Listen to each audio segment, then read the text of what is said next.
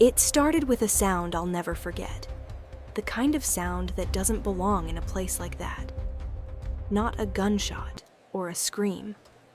It was smaller, meaner. The sound of a young man's laughter, sharp, dismissive, echoing against the marble walls of the bank. I remember the hum of the ceiling lights, the soft click of heels on polished floor, and that faint scent of disinfectant that tries to mask money's dirt. It was mid-morning, bright, ordinary. And then it wasn't. She was standing at the counter, an elderly black woman, maybe in her late 70s. Her back was curved, but her eyes carried something I didn't have. Quiet dignity. The kind that isn't loud or proud, just there. She held a crumpled envelope and a checkbook, the kind people still use when they don't trust apps or screens. The clerk, a boy, couldn't have been more than 25, leaned on the counter like he was doing her a favor just by looking up. "Ma'am," he said, dragging the word out, "I told you already. You don't have an active account here. I can't cash this." She blinked, confused, clutching her papers tighter. "But this is my pension check, baby. I've been coming here 20 years. Same branch, same window." Her voice trembled but held steady dignity underneath. He sighed, the kind of sigh that carries more arrogance than breath. "That might have been true before the merger, but this is First United now. You'll have to take it somewhere else." The woman tried again, polite, patient. "It's the same building, same manager. You can see my name right there on the slip." The boy didn't look. He smirked. "You're holding up the line, ma'am." People behind her shuffled, annoyed. Not one person said a word. Not one. I should have. I wanted to. But my throat closed around the words. I was fourth in line, clutching my own deposit envelope, pretending to scroll my phone. Pretending I didn't feel the heat rising in my chest. Shame, anger, something I couldn't name. The woman looked around, searching for help, for decency. But all she found were lowered eyes and polite silence. The kind that kills slower than bullets. The clerk raised his voice. "Ma'am, please step aside so other customers can—" And that's when the air changed. A low voice, deep and measured, slid into the space between them. "Is this how you treat your clients?" It wasn't loud. Didn't need to be. The words carried their own gravity, the kind that makes people turn instinctively before they even understand why. He stood near the far corner of the bank, half in shadow. A man in a charcoal suit that looked like it cost more than my rent. Black tie, black watch, black gloves. I hadn't noticed him before. Maybe no one had. He stepped forward, slow, deliberate. Each footfall echoed like punctuation. The clerk straightened, instantly nervous. Sir, she's what?" the man asked, his tone quiet but cutting. The entire room had gone still. Even the air conditioner seemed to stop. The elderly woman looked up at him, unsure whether to be grateful or afraid. Her hands trembled just slightly as she held out the papers. "She says this is her bank," he continued, looking at the clerk. "You say it isn't. So why don't you verify instead of performing?" The boy swallowed. His voice faltered. I was just following policy, sir." "Policy," the man repeated like it was a foreign word. "I see. And which policy allows humiliation in public?" The branch manager came hurrying out of her office, whispering something urgent into her headset. You could tell she knew who he was, or at least what he was. Her face was pale, her steps uncertain. "Mr. Romano," she said, voice trembling slightly. "Good morning. I didn't realize you were—" He didn't look at her. His gaze was still fixed on the boy. "Name?" the clerk stammered. "Jason. Jason." The name rolled off his tongue like a judgment. "You'll take this lady's check, and you'll make sure it clears. Now." Jason blinked. "Sir, I can't— now." The way he said it, low, firm, final, made the security guard take an unconscious step back. Jason nodded quickly, fumbling with the computer, typing too fast, pretending to know what he was doing. The woman's lips parted. "Thank you, sir, but you don't have to." He turned to her, and his expression softened. Not much, but enough to shift the room. "You've earned your respect, ma'am. Don't ever let them convince you otherwise." The line was silent. I could feel my pulse in my throat. I couldn't stop staring at him. He wasn't young, maybe late 30s, early 40s, clean cut, but not corporate. There was something dangerous about how calm he was. His voice carried weight that didn't come from authority. It came from consequence. He turned away from the counter, his eyes landing briefly on me. Just a glance, but it felt like a spotlight, sharp, assessing, invasive. For a second, I thought he saw right through me, through my silence, through every time I'd stayed quiet when someone deserved a voice. Jason handed the woman her cash, stuttering, trying to sound polite. She thanked him softly, gathered her things, and turned to leave. But before she reached the door, the man called after her. "Wait!"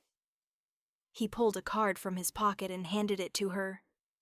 "If anyone ever treats you like that again, you call this number. Doesn't matter where, doesn't matter who." Her hands shook as she took it. I don't want no trouble, son." His lips curved faintly, a smile, but not a warm one. "Then don't start any, but don't let anyone start it with you either." She nodded, eyes glistening, and walked out into the sunlight. The door closed behind her, and for a moment it felt like the whole city held its breath. Then, as quietly as he'd arrived, he turned toward the exit. The manager called after him, voice brittle. "Mr. Romano, would you like me to—" He raised a hand. "You'll review your staff, that's all." And then he was gone. The door swung shut behind him, and the air came rushing back, thick and heavy. Conversations resumed, whispers at first, then nervous laughter, like people needed to pretend nothing had happened. I stayed still, watching through the glass as he crossed the street and disappeared into a waiting black car. Someone in line muttered, "Who the hell was that?" No one answered. I didn't either, though I knew. Not his name, not his history, but something in my gut told me that man didn't stand in lines. He didn't wait for permission. He didn't raise his voice because he didn't have to.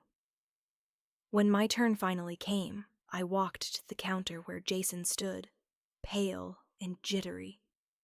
His hands shook as he took my ID. "What can I do for you today?" "Nothing," I said softly. "Just observing your policy." His jaw tightened, but he said nothing. I made my deposit, took my receipt, and walked out. Outside, the city light hit me, cold and glaring, bouncing off glass and concrete. The woman was gone. So was he. But the air still buzzed with the echo of his voice. I didn't know then that this moment, this tiny, brutal piece of justice, would tie me to him in ways I couldn't escape. That was the day I first saw Luca Romano. The day I learned that some monsters wear suits, not scars, and that sometimes they save you anyway. That night I couldn't sleep. I kept seeing her face, the woman's trembling hands, her small, proud smile as she thanked him. and his eyes, dark, deliberate, full of something I couldn't name. I poured myself a glass of wine, sat by the window, and watched the city lights blur. Somewhere out there, that man existed in the same skyline as I did. But our worlds weren't meant to cross. At least, that's what I thought. Until the next morning, when a black car parked across the street from my apartment. The car stayed there longer than it should have. Black, polished, silent. The kind of car that doesn't blend into a street like mine. Chipped sidewalks, laundromats, rusted fire escapes. The faint smell of fried onions from the diner downstairs. I watched it from behind my curtain, pretending not to care, heart beating too fast for something that wasn't supposed to mean anything. It could have been coincidence. Maybe he was visiting someone. Maybe I was being paranoid. But then he stepped out, that same man from the bank, and the illusion shattered. He wore another suit. No tie this time. The top buttons of his shirt undone, the kind of effortless confidence that doesn't need permission. He looked out across the street like he was remembering something, or someone. Me. He shouldn't have remembered me. I hadn't said a word at the bank. I was just another bystander. But the way he'd looked at me before he left, it wasn't random. It was recognition. Or curiosity. Either one was dangerous. He didn't look up right away. He stood there talking to a man beside him, tall, broad, shaved head, definitely security. Then slowly, as if he could feel my stare cutting through the glass, Luca Romano lifted his head and looked directly at my window. Our eyes met. He smiled, not friendly, not cruel, just enough to make my stomach twist. Like he was saying, I see you, and I remember. Then he turned, got back into the car, and drove away. I should have been relieved. Instead, I felt watched. Not violated exactly, more like marked. That night my thoughts wouldn't stop circling. Who was he, really? The way the bank manager had said his name, Mr. Romano, like she was speaking to royalty. The kind of royalty that wears blood instead of crowns. I'd heard the rumors about people like him, the kind that owned half the city without ever signing their name, the kind of men you didn't cross, didn't look in the eye. But that day in the bank, he'd crossed a line in the other direction. He'd stood up for someone who had no power, no cameras, no influence, just dignity. And something about that haunted me more than the danger did. It had been years since I'd seen someone do the right thing without expecting applause. 3 days passed. By the 4th, I'd convinced myself it was over. Just a strange encounter. Nothing more. Then came the envelope. It was waiting on my door when I got home from work, unmarked, cream-colored, sealed. My name written in neat black ink. No return address. Inside was a folded note. Sometimes silence is louder than words. You watched. You understood. Dinner, tomorrow night, 8 o'clock. Don't worry. It's safe. LR. I read it twice, then 3 times. It didn't say please. Didn't say would you like to. Just dinner. Tomorrow. It wasn't an invitation. It was a statement. Every rational part of me screamed no. The kind of no that comes from instinct, the one you're supposed to trust. But another part, smaller, quieter, dangerously curious, whispered yes. Because I wanted to know why me. The restaurant sat on the edge of the city. One of those places with low lighting and piano music that wraps around you like smoke. Not the kind of place I could afford. When I walked in, a hostess greeted me by name before I even spoke. "Right this way, Ms. Cole." My heart skipped. "How? Mr. Romano's table is waiting." Of course it was. He was already there when I arrived, sitting at a booth in the back, a glass of red wine untouched in front of him. For a moment I thought about walking away, but then he looked up, and I didn't. He stood as I approached, that old-school politeness that didn't quite match the danger in his eyes. "You came." I shouldn't have. Probably not. His tone was dry, amused. "But here you are." I slid into the seat across from him, trying not to look impressed. "You don't seem like a man who likes surprises." "I don't," he said. "But I like honesty. And you didn't hide your disgust that day. You didn't say a word, but I saw it. Maybe I just hate bullies." "So do I." His answer was too simple, too fast, like it wasn't something he had to think about. The waiter arrived, clearly nervous, and placed 2 menus on the table. Luca didn't look at his. "She'll have the salmon, and a glass of white." I raised an eyebrow. "You don't ask?" "I don't ask when I already know." He said it with such quiet certainty that I didn't even argue.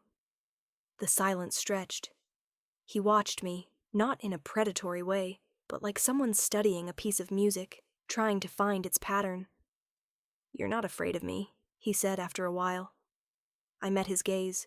Should I be? His lips curved slightly. Most people are. Maybe they know more than I do. Maybe. The waiter returned with our drinks. The music swelled, something soft, sad, piano and cello blending like smoke. I studied him over the rim of my glass. "You really sent that note?" "I did." "Why?" He leaned back, eyes never leaving mine. "Because I don't like debts. You stayed quiet that day, but you didn't look away. You didn't join the crowd. That kind of silence isn't cowardice, it's restraint. I respect that." "So this is a thank you dinner?" He smiled faintly. "Let's call it a conversation between 2 people who saw the same thing, and didn't pretend it was nothing." I didn't know what to say to that. He took a sip of wine, eyes thoughtful. "Do you always work downtown?" "Sometimes. I'm a freelance copy editor. Not exactly the glamorous kind of life you're probably used to." "I don't like glamour," he said. "It's a distraction." "What do you like, then?" He looked at me, and it was like being seen by someone who could read your past through your heartbeat.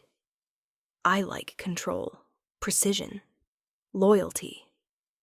And then softer. "And honesty." There was something about the way he said it, like honesty was a rare luxury he didn't get to taste often. Dinner passed in strange, suspended calm.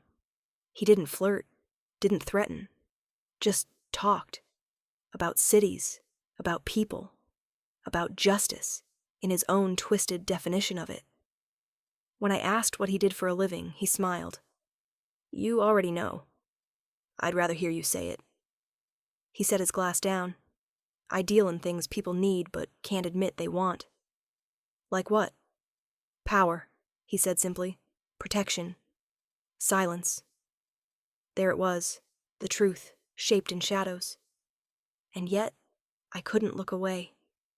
Because beneath the menace, there was something else. Weariness.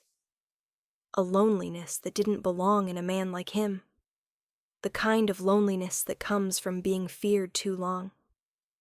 When we left the restaurant, the city air was colder, sharper.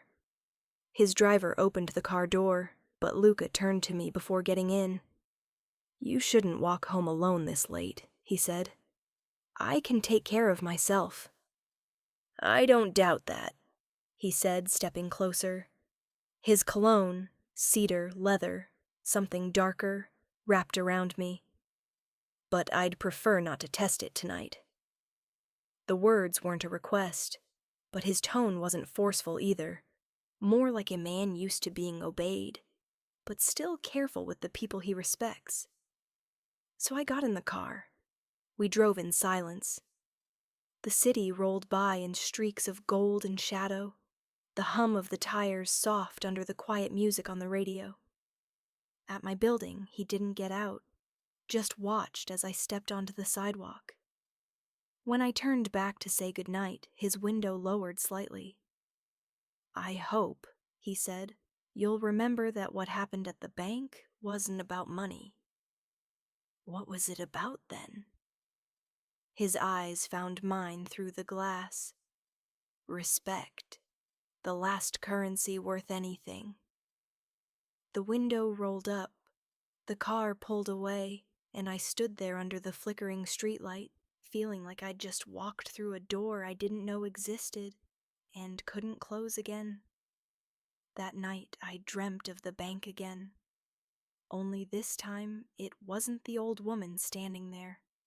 It was me. And when the clerk laughed, Luca was already watching, waiting, like he'd been there all along. The next morning there was another envelope. This time, no note. Just a single black card with gold lettering, a name, a number, and on the back 2 words written in his own handwriting. "Don't disappear." I told myself I wouldn't go back to that bank, but the city had a way of pulling me toward places I swore off. Maybe it was guilt. Maybe curiosity. Maybe the echo of his voice when he'd said, "No one talks to her that way." For 2 nights after, I barely slept. Every time I closed my eyes, I saw that moment again. The clerk's smug face draining of color, the hush that fell over the room, the quiet authority in Luca's tone. It shouldn't have comforted me, but it did. By the 3rd morning, I needed air that didn't smell like my apartment's stale fear. I wrapped my scarf tighter and took the long route to work, cutting through downtown. When I passed the bank's glass front, the lights flickered inside like nervous eyes. A new sign on the door read, "Temporarily closed." A small group of employees stood out front, whispering. One of them, a young teller I recognized from the line that day, noticed me watching and looked away too quickly. That was the first time I felt it. The shift. As if the city itself had turned its head in my direction. That night, my neighbor Carla knocked with her usual loud confidence. "You okay, honey? You've been real quiet lately." I told her work had been rough. She told me her cat had a cough that sounded like a smoker. Normal words, normal life. But underneath I felt the weight of eyes I couldn't name. The next evening it rained hard enough to wash the color out of everything. I left work late, hood up, shoes soaked, my breath fogging in the cold. When I reached the corner near my building, a car idled by the curb, black, engine humming low. My stomach tightened. The passenger window slid down just enough for me to see a profile I recognized. The driver. The same man who'd been behind Luca at the bank. He didn't speak, just nodded once and handed me an envelope through the narrow gap. Inside was a single folded note and a bank check. For her. L. No signature, no return address. Just that single letter. I went upstairs shaking. The elderly woman's face flashed in my mind, the way her hands trembled while she'd clutched her purse. The check was made out in her name. An impossible amount for someone who'd just been humiliated. I stared at it for a long time before realizing my fingers were cold. What kind of man remembered the small details like that? And what kind of man had the power to fix them without showing his face again? The next morning, I couldn't resist. I walked to the woman's apartment complex, 2 neighborhoods over. She lived on the 3rd floor, behind a door painted the color of dry rust. When she opened it, she looked surprised to see me, then wary, then soft. "You were there," she said. I nodded and held out the envelope. "This was sent for you." She took it, her thin fingers trembling. "From that man?" "I think so." She looked down, eyes filling with something between gratitude and disbelief. "People like him don't help people like me." I didn't have an answer. When I left, I felt the air change again. A black sedan was parked half a block down, windows tinted too dark for daylight. By the time I got home, a letter waited under my door. Plain paper. The same kind of ink. "You shouldn't walk alone at night. L." That's when fear and something else, something warmer, stranger, collided inside me. He was watching, yes, but not to harm, to guard. And somehow that made it worse. Because if he cared enough to watch, it meant I wasn't done being part of his world.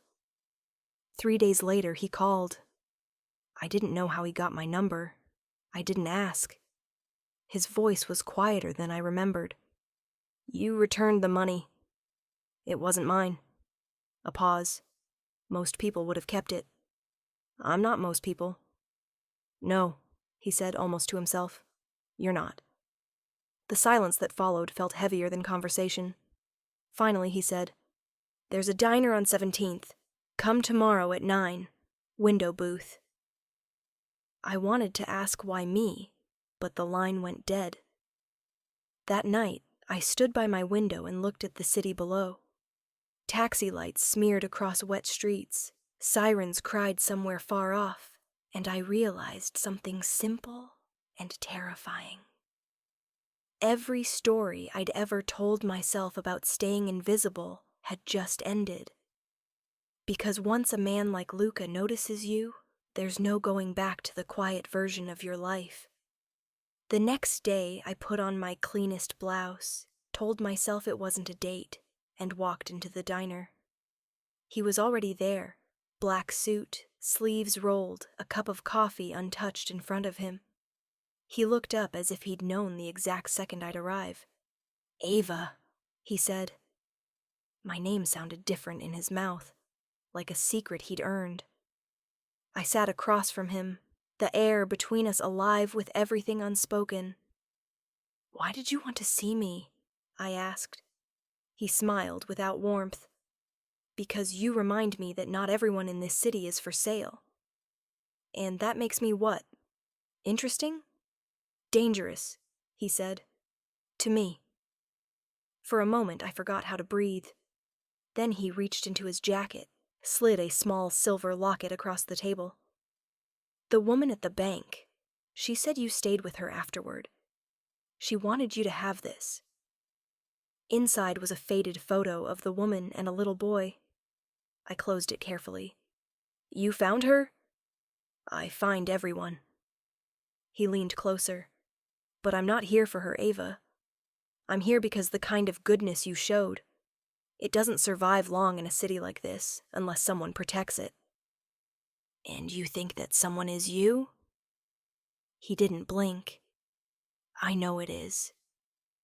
Outside, thunder rolled through the streets, and for a heartbeat the whole city seemed to hold its breath. Because I understood what he wasn't saying. He wasn't offering protection. He was claiming me. The city has a heartbeat. You feel it most at night, in the hum of traffic lights, in the rattle of subway grates, in the way every shadow seems to breathe. For weeks, I'd tried to forget that day at the bank, but Luca Vitale had carved himself into my mind like a mark I couldn't wash away. At first, I convinced myself it was gratitude, that I simply couldn't stop replaying the moment he stood up for that woman, because I'd never seen justice delivered so swiftly, so coldly. But that wasn't it. Not entirely. It was something in his eyes, something dangerous and lonely. He'd told me once, in that low, even voice of his, that he didn't do favors. That day at the bank wasn't charity, he'd said. It was debt being balanced. But that was a lie. Because I saw what he didn't want anyone to see. Compassion beneath the armor. And that's why I couldn't stop thinking about him. It started small. A black car parked across from my apartment for 2 nights in a row. A man I didn't recognize standing near the corner cafe when I left for work. Maybe it was nothing. Maybe I was paranoid. But the world had started to tilt slightly out of alignment. Then, one morning, a small envelope appeared under my door. No name, no address. Just my initials, AR, written in neat block letters. Inside was a single photo. Me, crossing the street near the hospital where I worked. On the back, written in blue ink, "You shouldn't walk home alone." My stomach turned to ice. For the next hour, I sat on my couch, the city sounds outside muffled by my own pulse. I wanted to call the police, but what would I say? Someone sent me a picture of myself? In this city, that was background noise. Still, the fear stayed lodged in my throat like a splinter. And then I heard the knock. 3 sharp raps, deliberate. I looked through the peephole and froze. Luca Vitale stood in the hallway, tailored black coat, dark gloves, the calm that never quite reached his eyes. I opened the door, heart hammering.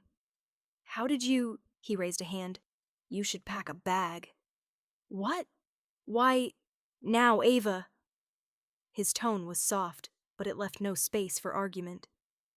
"You have 10 minutes. He didn't come in. He just stood there like a shadow with a heartbeat, and something inside me, some quiet, trembling instinct, told me to listen. So I packed. Jeans, a sweater, my phone charger, toothbrush. The smallest pieces of a life I didn't understand why I needed to leave behind. When I zipped the bag, I finally asked, "Are you going to tell me what's going on?" He looked at me then, really looked, and for a moment I saw something unguarded. Not anger, not control, but something closer to regret. "You're being watched," he said. I thought of the photo, the blue ink. "By who?" He shook his head slightly. "Someone who shouldn't know your name." He took the bag from my hand and turned toward the elevator. I followed, the click of my boots echoing in the narrow hall. When the doors opened, 2 men were already inside, the same type as the ones I'd seen flanking him at the bank. Silent, alert, armed. I wanted to speak, to ask where he was taking me, but the words tangled in my throat. The elevator hummed down floor by floor until we stepped into the underground garage. His car, sleek and black, waited near the exit, engine already running. The city outside was drowning in rain. He opened the passenger door for me without a word. When I slid in, the leather was cool against my palms. He rounded the hood, got behind the wheel, and we pulled out into the blur of lights. Minutes passed before I could find my voice. "You said someone shouldn't know my name. Why would anyone care who I am?" He kept his eyes on the road. "Because you were in the wrong place at the wrong time. And because you looked too long." "At you?" "At them," he corrected. The rain streaked down the windshield, turning the city into liquid glass. He drove like someone who'd memorized every street, every shortcut. Controlled, purposeful. "You think it's connected to the bank?" I asked quietly. He exhaled through his nose, a near silent sigh. "There are no coincidences in my world, Ava." His world. The words made something twist inside me, fear and fascination tangled into one. I looked out the window. "So, what happens now? You keep me locked away somewhere until this blows over?" His jaw tightened. "No one's locking you anywhere. I'm keeping you alive." He said it like it was fact, like he'd done it before. We drove for over an hour, the city giving way to open stretches of road. At last, the skyline disappeared, replaced by the flicker of old streetlights and the distant sound of water. The car turned down a private lane lined with bare trees and stopped in front of a house that didn't belong to any world I knew. Old brick, dark windows, a wrought iron gate that swung open silently. He parked and got out first, opening my door again. "You'll be safe here." Safe from what, exactly? He didn't answer. Instead, he led me inside. The air smelled faintly of cedar and rain. The lights were low, gold spilling across the marble floor. Everything was immaculate, not a house, but a fortress dressed in silk. He motioned to a side hallway. "There's a room upstairs, second door on the left. You'll find clothes, anything you need." I didn't move. "You keep a guest room ready at all times?" He turned slightly, meeting my eyes with a half smile that wasn't really a smile. "You'd be surprised how often people need saving." The answer should have comforted me. It didn't. Because I could feel it now, under the surface of his calm voice, beneath the careful civility, the truth. Saving people wasn't his hobby. It was a consequence, a choice he made only when it served something deeper. I climbed the stairs with my bag, pulse still uneven. The room he'd given me was warm, softly lit, filled with quiet luxury. A robe folded on the bed. A view of the lake outside. It should have been comforting, but it wasn't. Because safety, I was beginning to realize, felt a lot like captivity when it came from a man like him. Sometime after midnight, I went downstairs. He was in the study, a single lamp casting long shadows across the room. Papers, maps, a tumbler of whiskey near his hand. "You should be asleep," he said without looking up. "I can't." He leaned back in his chair, eyes lifting to me slowly. "Fear will do that." "Is that what you think this is?" He studied me for a long moment, then said softly, "No. I think you're trying to decide whether you trust me." He was right. "Why are you doing this?" I asked. "You could have walked away that day. Let them humiliate her. Let me forget you. Why involve yourself now?" He swirled the whiskey in his glass. The ice clinked softly. "Because I saw something I can't unsee," he said. "A world that forgets how to stand up for the ones it steps on. You didn't look away that day either, Ava. That's why they noticed you." His words sank into me like rain soaking through the skin.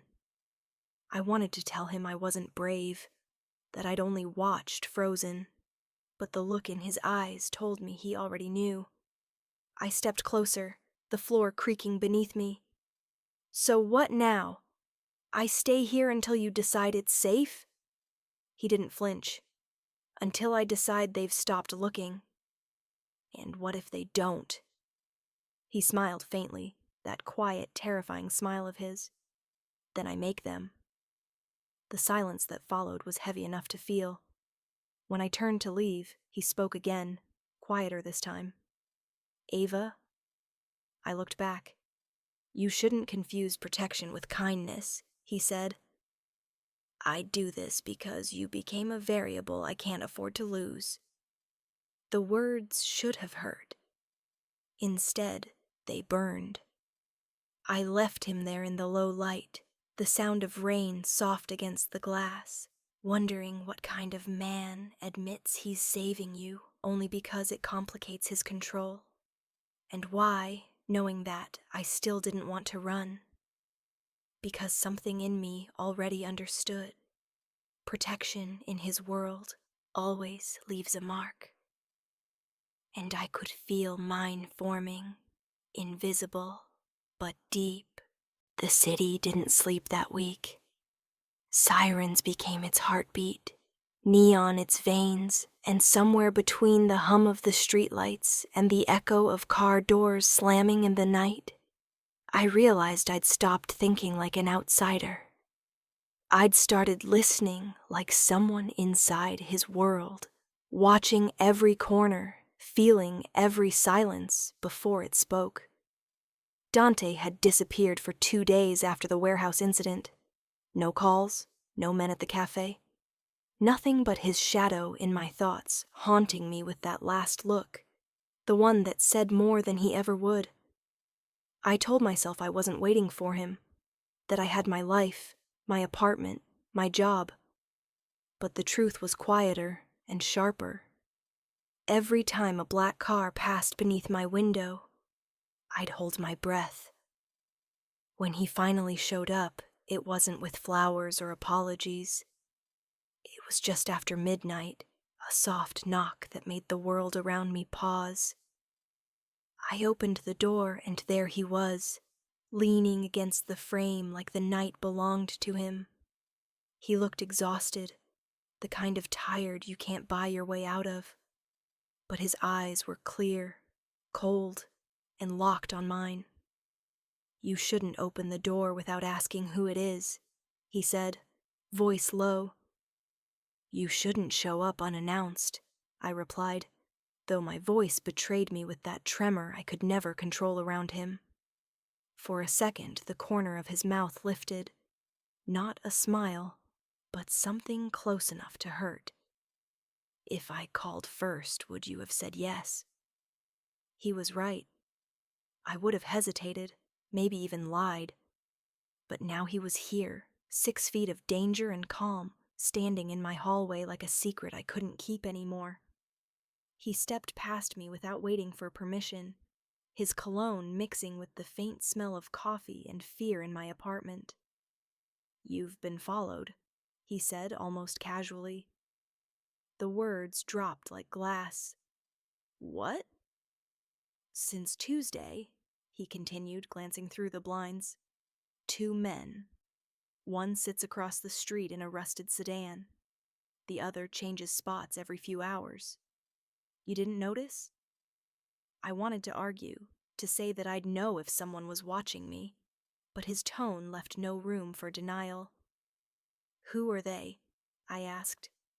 "Someone trying to find me through you," he said simply, "which means I should have stayed away."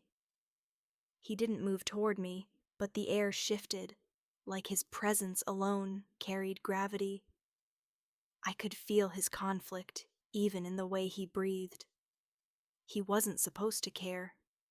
Men like him didn't get attached. But something about me, that night at the bank, that look across the floor when he defended a stranger, had cracked something in him. And now, whatever had started there was burning too quietly to ignore. "Why tell me this?" I asked finally. "Why not just disappear?" "Because," he said, turning to face me fully now, "I don't run from what I started." It wasn't an apology. It was a confession. He looked around, scanning the corners, his eyes landing on the photograph by my kitchen, my parents, smiling on a beach long gone. He reached out, touched the frame. "You remind me of her," he said softly. "Who?" "My mother." His voice was distant, the words slower now. She had this same look in her eyes, the kind that made men promise things they shouldn't. I didn't ask more. You don't when the past still bleeds. He turned back to the window. "Pack a bag," he said. "For what?" "You're coming with me." The demand was quiet but absolute. My pulse jumped. "Dante, I can't just leave." "Yes, you can." That tone, the one that made grown men freeze, didn't scare me this time. It broke something else instead. Because beneath it I heard what he didn't say. "You're not safe here." So I packed. Small things, a few clothes, my toothbrush, a picture I couldn't leave behind. I didn't ask where we were going, and he didn't offer to explain. When we stepped into the street, I finally saw them, the men he'd warned me about. One by the lamp post, pretending to smoke. Another behind the wheel of a car, pretending to read. But their eyes followed every step we took. Dante didn't glance at them. He just opened the passenger door of his car for me, his expression carved from stone. The message was clear. Try it, and you'll never see another dawn. Once we were inside, the silence between us grew thick. The city blurred by, lights melting into streaks of gold and red, and for the first time, I realized how far I drifted from my own life. Where are we going? I asked. Somewhere they can't touch you. The car sped through the industrial district, past warehouses and sleeping docks. Finally, we stopped in front of a building I didn't expect. Not some grand estate or luxury penthouse, but a small, gated property on the outskirts. It was quiet, isolated, safe in the kind of way that felt borrowed. Inside, it smelled like cedar and rain. His men were there, silent, respectful, but always armed. One nodded as we entered, eyes flicking to me just long enough to register confusion. "Set up 2 guards outside," Dante said. "No one comes in without my word." When the door closed behind us, the tension dropped, but not the silence. He walked to the bar, poured a drink, then handed me a glass of water. "You're shaking." I looked down. My hands were trembling. "Guess I'm not built for your kind of life." His eyes softened, but only slightly. Neither was I. For a long time, neither of us spoke. The sound of rain against the windows filled the room. Steady, relentless, like a clock counting down to something inevitable. I watched him from across the room. His jacket hung open, his shirt still stained faintly with old blood. He didn't hide it anymore. Finally, he said, "Do you ever think about that woman? The one at the bank?" "Every day," I admitted. "She reminded me that kindness still means something, even when no one's watching." He nodded, then said something I didn't expect. "She changed everything." "How?" "Because that day," he said quietly, "I saw what real power looks like. Not in money, not in fear. In the way you looked at her, like she mattered. Nobody does that in my world." The words hung between us, heavy and dangerous. Then he added, "That's why they'll come for you." Before I could ask who, the lights flickered just once. And in that flicker, I saw it in his eyes, the realization that it had already begun. He set his glass down and drew his gun in one movement, stepping between me and the window. Outside, a car engine roared, and then silence again. Only this time it wasn't peaceful. It was the silence that comes before something breaks. I whispered his name, but he didn't look back. He just said, "Stay low." And when the glass shattered a heartbeat later, I learned what loyalty sounded like. It wasn't words. It was gunfire. And Dante Moretti never missed. The sound of gunfire lingered in my head, long after it stopped echoing through the house. Smoke curled upward, thin as whispers, smelling of gunpowder and rain. The floor beneath my hands vibrated from the last shot, and I remember thinking, this is what it feels like when your life crosses a line it can never come back from. When I looked up, Dante was still standing, chest rising, calm, gun lowered, but ready. 2 of his men burst through the back door, one bleeding, the other barking orders into a radio. "Black SUV, they're gone," he said. "But they'll be back." Dante nodded, eyes never leaving the shattered window. "Clean it up. We're moving tonight." He turned toward me, and for the first time since I'd met him, I saw something human beneath that unshakable surface. Not fear, but weight. Responsibility. Like every life he protected, every bullet fired added another invisible scar to his soul. "You all right?" he asked. "I think so," I whispered. "Who were they?" He exhaled through his nose.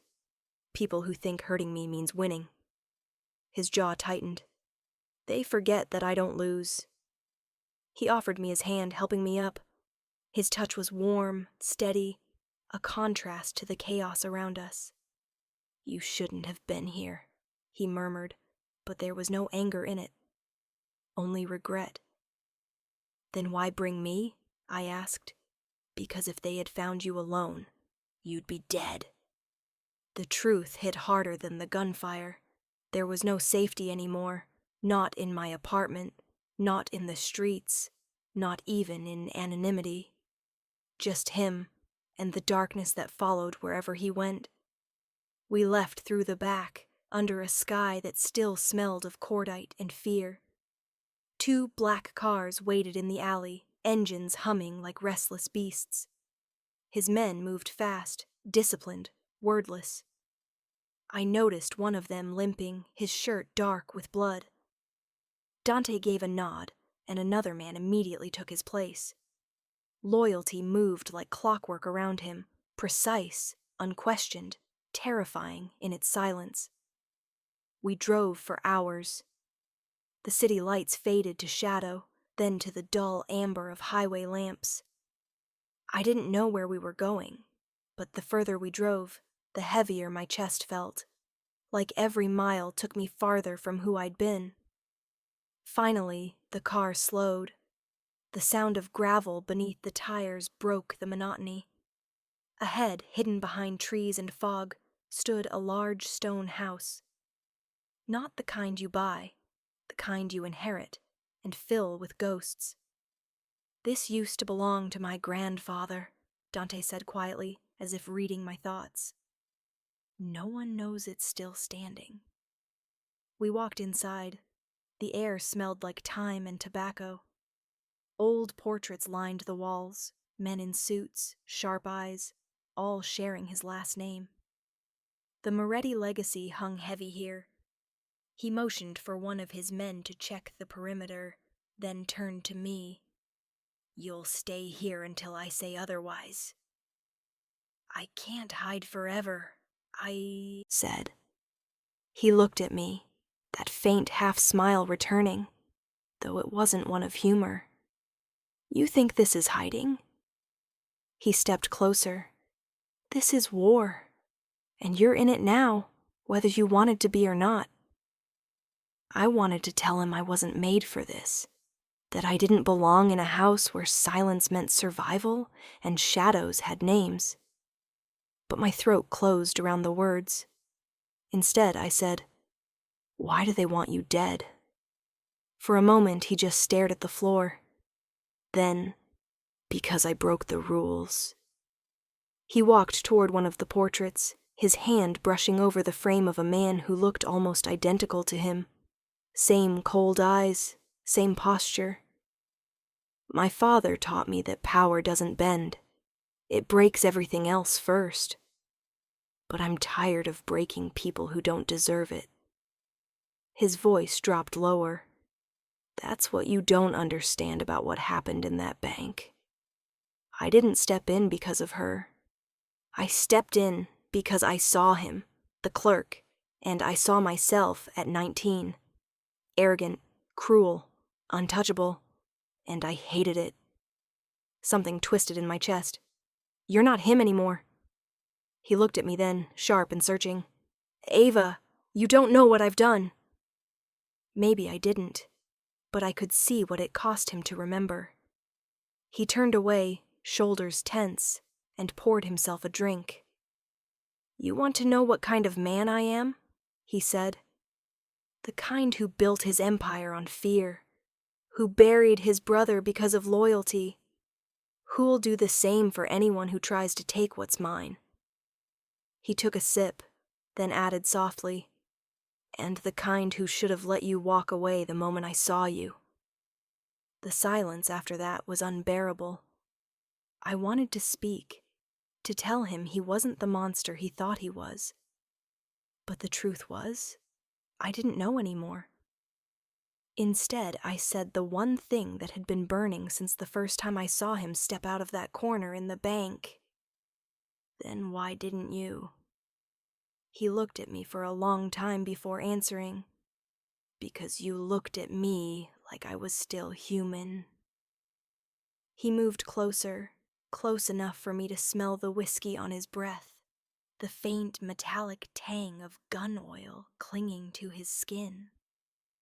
And I haven't felt human in years. For a moment I forgot about the blood on his hands, the men outside, the danger waiting just beyond those stone walls. For a moment it was just him, the man who'd carried justice like a weapon and guilt like a wound.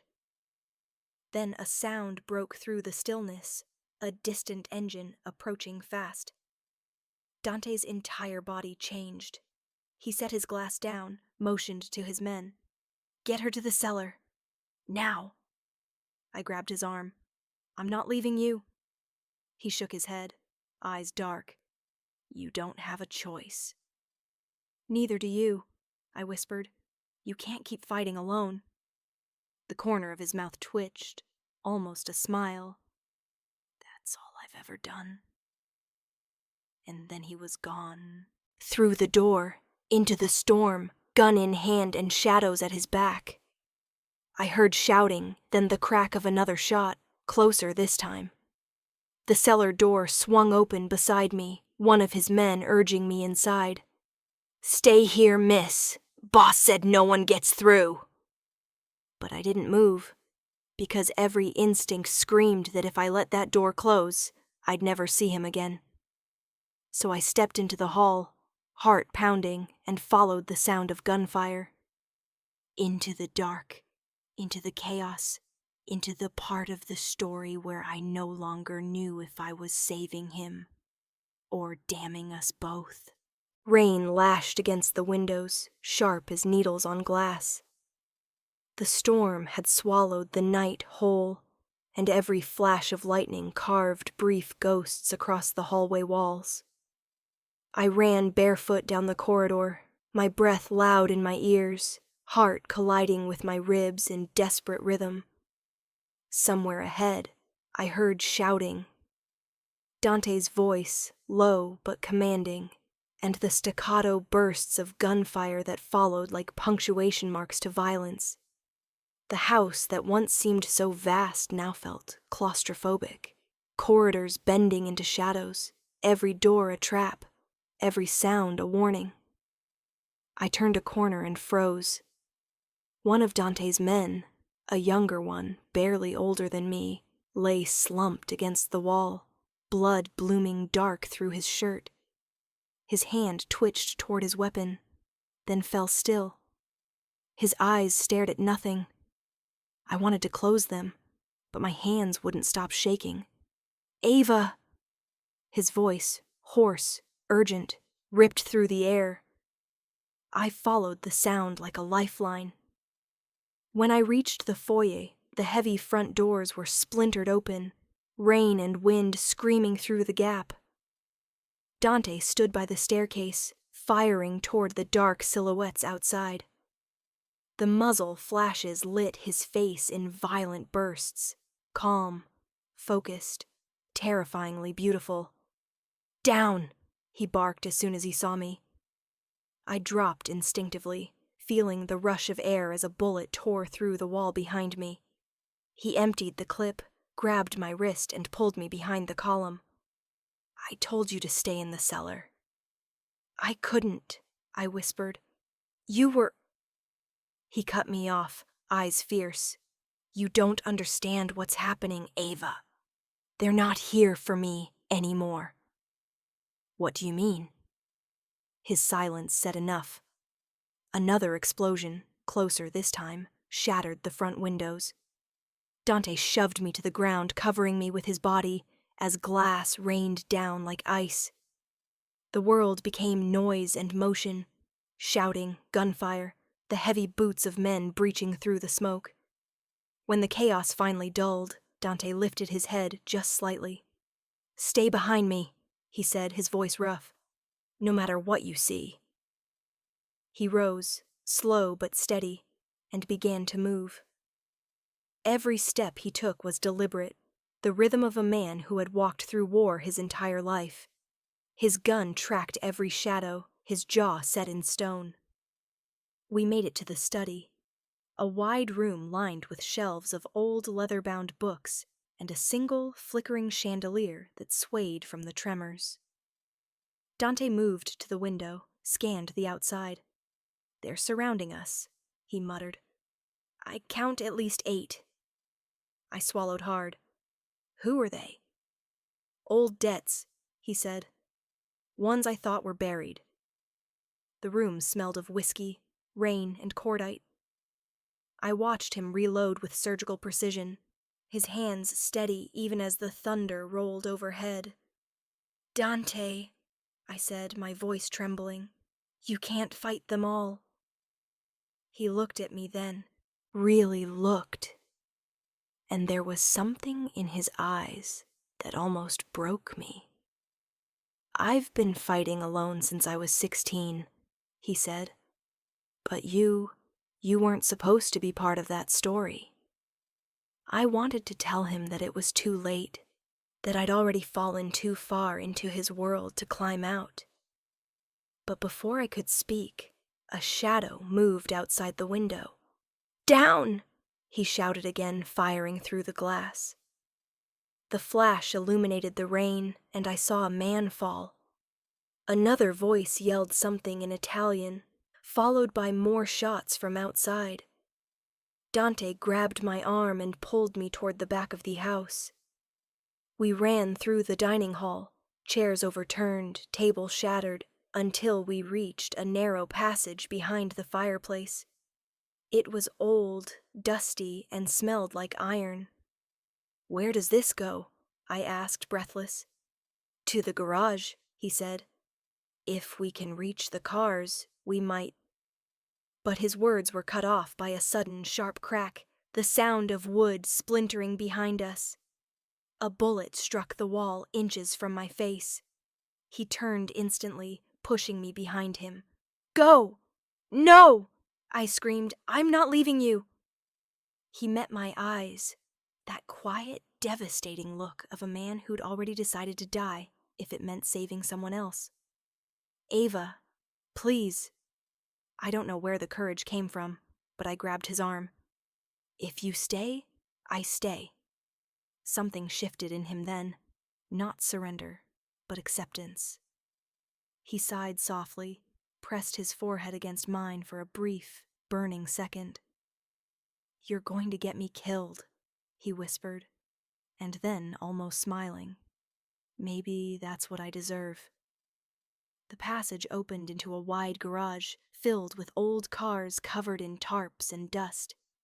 He ripped one off, a black 1960s Mustang, the kind that roared like sin when it came to life. "Get in," he said. He hot-wired it in seconds. The engine growled awake just as gunfire erupted from the hallway behind us. Dante slammed the door shut, tires screeching as we burst through the side gate into the rain-soaked night. The wind screamed through the cracks, lights blurring into streaks as he drove like a man being chased by ghosts. I looked at him, soaked, bleeding from a cut across his jaw, eyes locked on the road, and realized something terrifying. He wasn't running from them. He was running toward something. "Where are we going?" I asked. He tightened his grip on the wheel. "To finish it." The city lights rose again in the distance, jagged and golden through the storm. And though every instinct told me I should have been afraid, I wasn't. Because somewhere between that first gunshot and this runaway night, fear had turned into something else, something darker, sharper, something like love. The Mustang cut through the night like a blade through smoke. Rain streaked across the windshield, each droplet catching the amber glow of the city lights, like sparks sliding off steel. Dante's knuckles were white around the steering wheel, veins drawn tight, jaw clenched. Every muscle in his body looked like it was wired to detonate. We drove without speaking for a long time. The sound of the storm filled the silence, the wipers dragging, the tires slicing through puddles, the steady hum of the engine beneath our fear. I stared at the road, then at him, wondering if he even felt the same panic clawing at my ribs. Finally, I broke. "Dante," I whispered, "where are we going?" He didn't look at me. "To end what started the night you met me." The words chilled me. "The call?" He nodded once. "That was no accident. The man you heard me talking to, the one I thought was gone, he's the reason I can't walk away. He's the one behind tonight." The realization hit me like a slap. "You mean the man who... Luciano." His voice was heavy, low. "My brother." My heart froze. He went on, voice breaking only in the smallest places. "We built everything together, the empire, the fear, the loyalty. But he wanted to burn it all down. Said I'd grown weak, that I'd forgotten who we were. So he took the family, the soldiers, the money, and tried to erase me." "And now he's back," I said softly.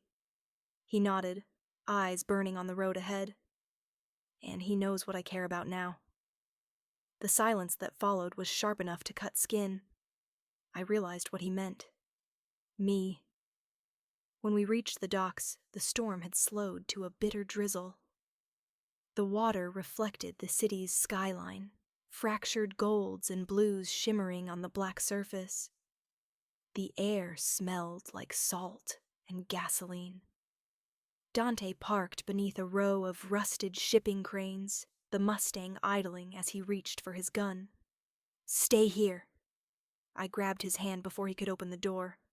"No." "Ava." His voice softened. "You've already seen too much." "Then I might as well see how it ends." He stared at me for a long moment, rain sliding down the lines of his face. Then, almost imperceptibly, he nodded. "Stay behind me. Don't speak unless I tell you." We stepped into the cold, our shoes slapping against wet concrete. The air felt thick with danger.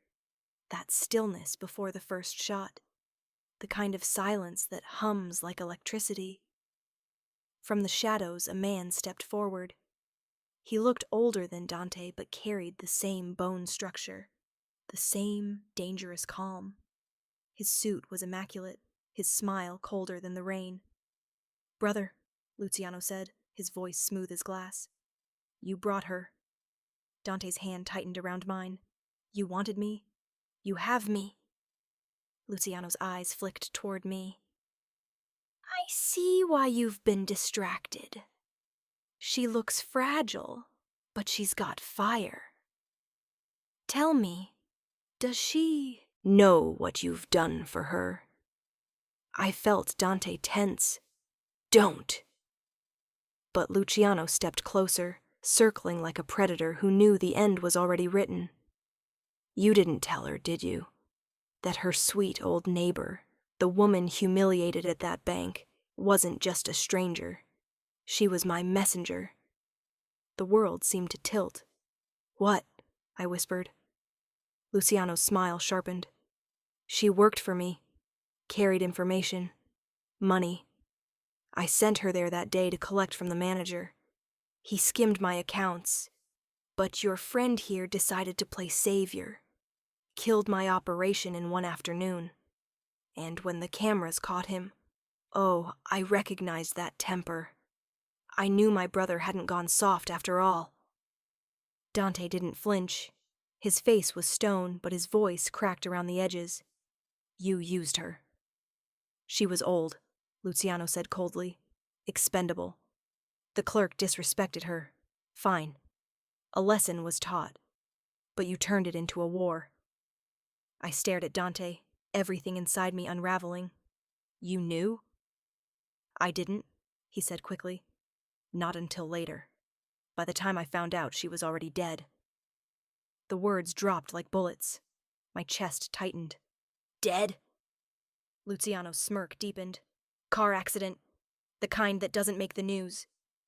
Dante stepped forward, gun raised. You killed her. She was a liability, Luciano said simply. And now, so are you. What happened next unfolded in a single, terrible heartbeat. Dante fired first. The sound thundered through the docks, echoing against the steel and water. Luciano staggered but didn't fall. His men appeared from the shadows, guns drawn.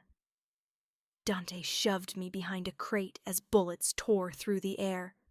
Sparks exploded off metal, glass shattered, and somewhere far away, I realized I was screaming.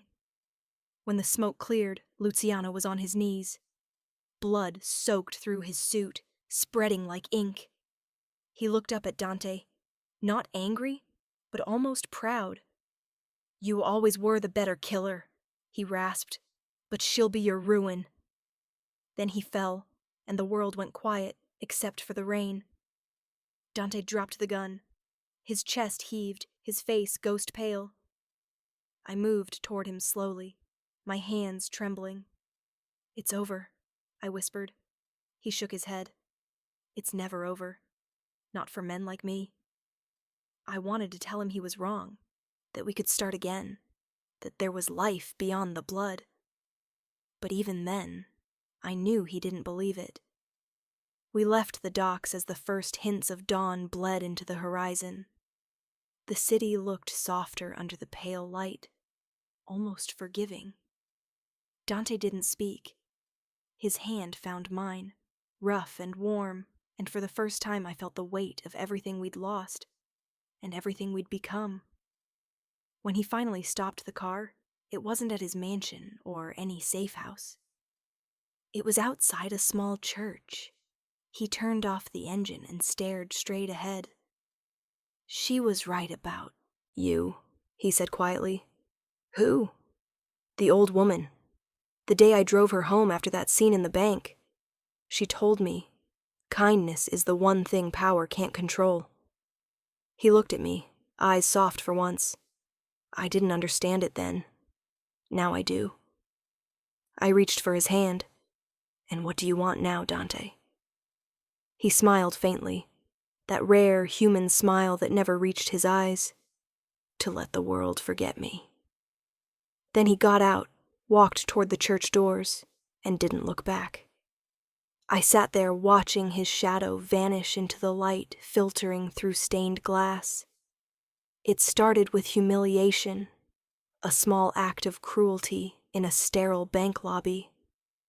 But it ended here, in silence, with a man who had spent his whole life building fear finally searching for peace. And me, the woman who had answered the wrong call, stepped into the wrong story, realizing that maybe fate doesn't make mistakes after all. Sometimes it just rewrites the ending.